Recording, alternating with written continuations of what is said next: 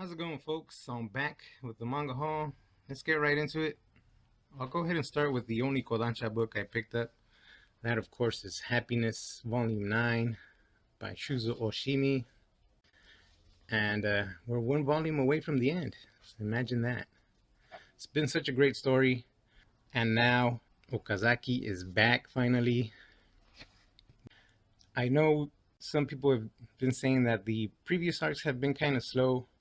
I do kind of understand that, but I think since it started so crazy that I think we needed a sort of a plateau moment. Perhaps even if Oshimi had some problems getting to the point where he was, that whole arc was very, very necessary. Going from the vampire story to the cult story, I thought that was kind of genius. So now that Okazaki's back and we're one volume away, I'm sure it's going to probably wrap up pretty quick. As a whole, the story is a great story. Going to some Viz here. You know me and Viz. I love my Viz. Not really.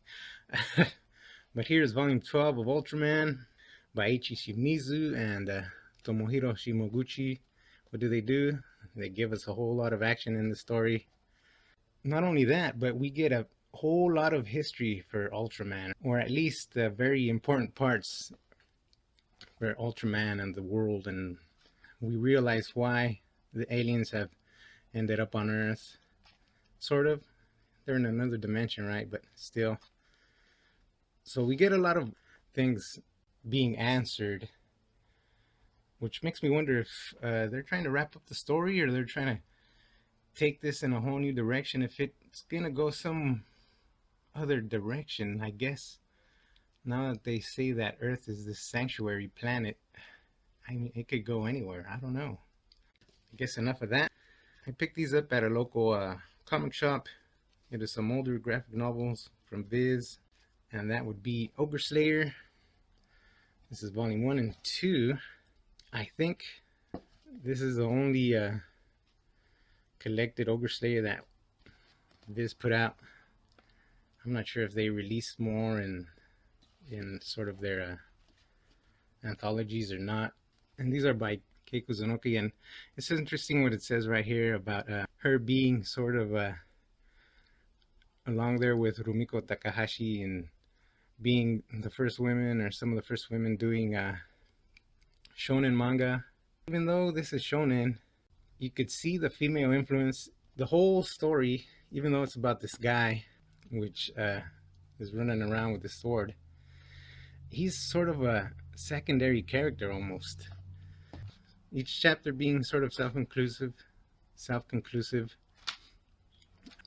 but yeah, he's sort of a secondary character. He's sort of a how can I say? He's sort of something to move the plot along, because each story concentrate more on how ogres develop, and essentially ogres come from human hate and greed. So sure, it's a story about this guy. Great stories. That I'm a big fan of the character design by Kozunoki, and even the panels look amazing. I know they're flipped, but they really do read very smoothly. I can't say I'm a fan of the sound effects that Viz used back then. I'm not sure even how to translate some of the sound effects that they throw in there, but they sometimes, I don't know if it covers too much of the art, if that's how the original sound effects were, but they feel intrusive at times. If you can find Ogre Slayer, I'd say check it out. It's a very interesting tale. It's an odd take on a shonen. Very interesting. You get, weird comments about periods and stuff like that. Growing up, just being a woman. I don't know. I don't know how to explain it. It would have been nice to have at least maybe 2 more volumes, if not the whole series, just to see how the story develops. But very cool. Lots of weird action. The gore is tremendous. When you're getting a female mangaka doing gore at that level, it makes you wonder. I'll move on. Here's some Vertical Comics. Of course, I had to get After the Rain, Volume 4 by Jun Mayuzuki. And I think, is this the second to last volume? It's a 10 volume series, I believe. And this collects, what is it, 7 and 8, right? So are we a volume away from the end for this one as well? I don't know. The story has sort of gone away from, um, I can't remember her name, and her love interest for her boss. So it's just about random stuff that happens in her life. It's great to see that, just things happening, very slice of life. So I'm wondering, is something going to happen to push these two together at the end or not? Or how's Mayuzuki going to wrap this up? Is she going to introduce two new love interests for each one? If you like slice of life, that is a lot of that. And I'm enjoying it. Something that isn't slice of life. It feels kind of a little kiddish. That is Aposims by Stomu Nihei, the third volume of the series. And it is very shonen. There's even a whole thing about a tournament here. You know how shonen enjoy their tournament arcs? Well, here it's not an arc. It's sort of like 3 pages, but still. I wonder if Stomu Nihei is trying to do a parody of the shonen genre with this. Maybe that's what he was trying to do. Because it still has this weird, quirky twist. Our main character, Ethero, finishes this big battle. Then from there, we sort of get a jump. Nihei likes to do his weird jumps where he cuts out a whole section of the story. So Ethero has lost this battle, but then we cut to the moment where in the next chapter, they're already escaping. How did they end up escaping? He lost this battle. This whole city was destroyed, basically, almost. At least that's what we're told. So it's very Nihei, but it feels still not as Nihei, the whole shonen-y stuff that he does. I kind of enjoy it for what that is, for the whole weird parody of a shonen series. That is a weird concept, if that's what he's doing.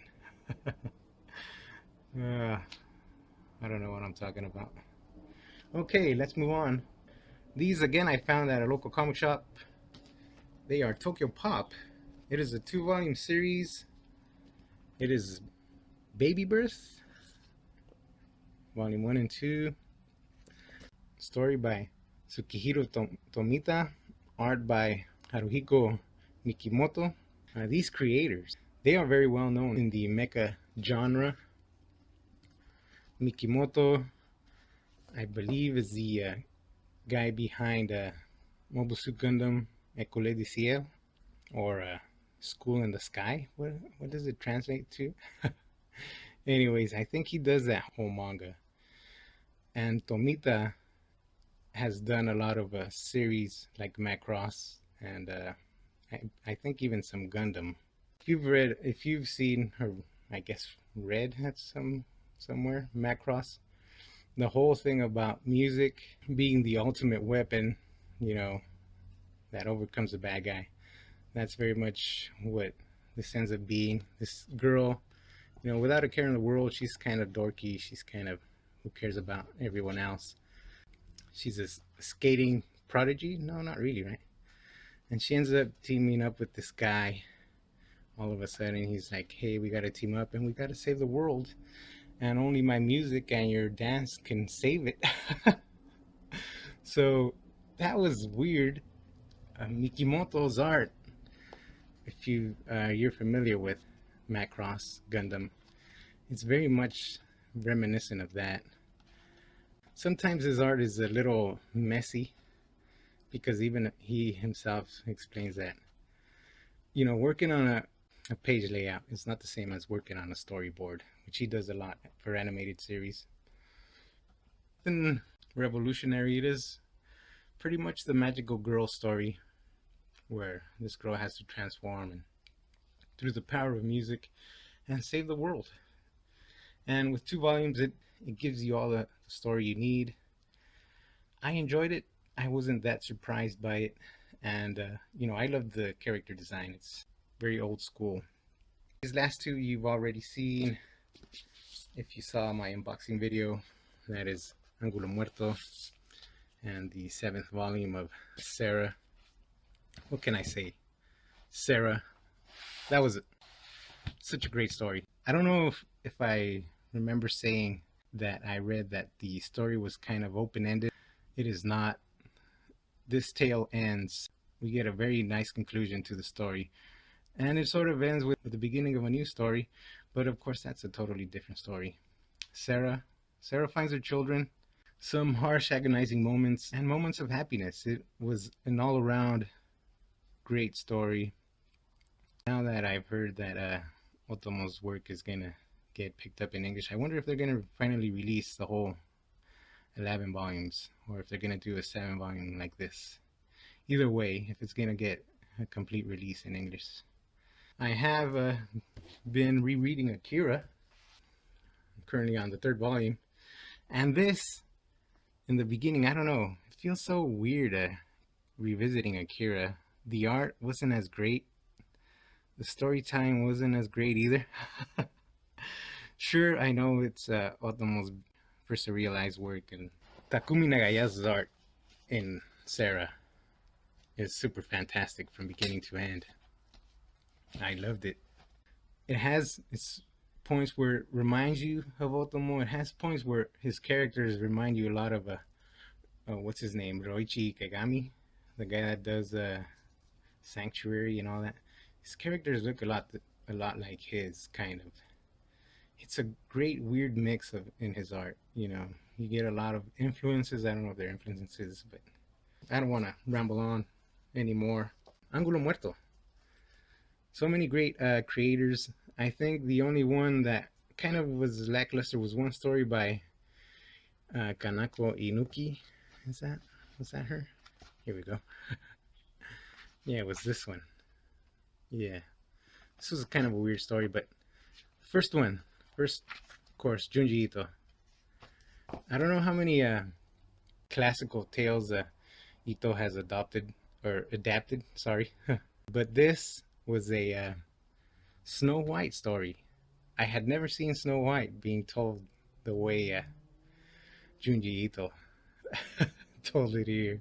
I'm sure we're all familiar with some kind of a Snow White story. And even now the actiony movies kind of give it a new take. But this thing was just bizarre, crazy, very Junji Ito. He does some magnificent comedy horror, I think. After that, every other story was very, very much ghost horror, very traditional. I had some jumps in this in this whole anthology. This one here by, I think it's Amagapam,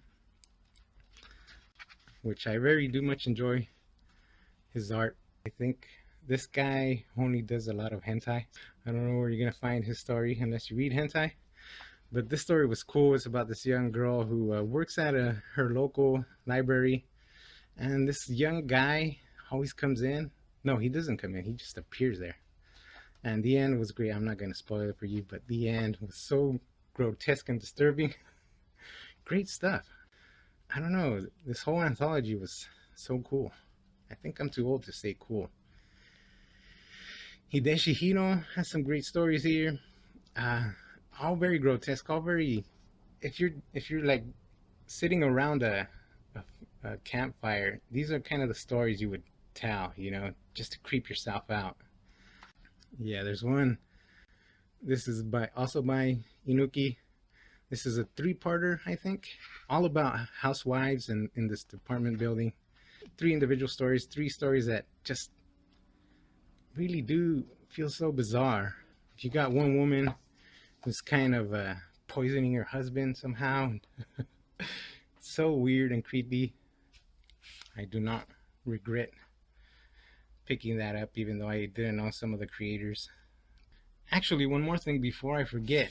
I was kind of surprised by this release by SSA, because it is very much in the format of the larger tankobon, or sort of the Viz signature, I guess everyone would say. Here's a regular volume from SSA. You know, it's a regular small tankobon size. It is the Frankenstein one, but yeah, that was kind of cool to see a larger trim size from them. I don't have a lot of SSA books, but yeah, there you have it. That was the manga haul for June, July. If you stuck around to the end, thank you very much for watching. We'll see you in the next video, I guess. Yeah, thank you for watching.